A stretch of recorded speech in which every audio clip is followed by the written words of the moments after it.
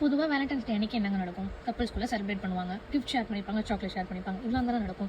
யாராவது வேலண்டைன்ஸ் டே அன்றைக்கி கத்தி எடுத்துகிட்டு வந்து கொடூரமாக கொலை பண்ணால் எப்படி இருக்கும்? அதுதான் அந்த படம்.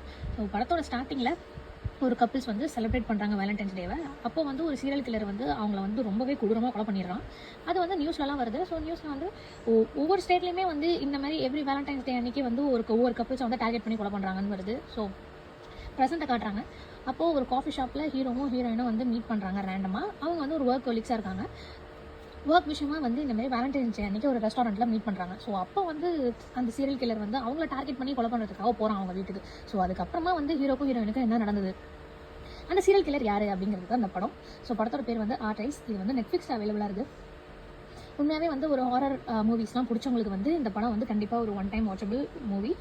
அது இல்லாமல் ரொம்ப இந்த வயலன்ஸாக ரொம்ப ப்ரூட்டலாக கொலை பண்ணுறதெல்லாம் வந்து எனக்கு பிடிக்காது அப்படிங்கிறவங்களுக்கு வந்து இந்த படம் ஒரு நல்ல ஐடியா கிடையாது. ஸோ இந்த படத்தை பார்த்துட்டு உங்களுக்கு பிடிச்சிருக்கா அப்படிங்கிறத வந்து கமெண்ட் பண்ணுங்கள். டாடா பாய்.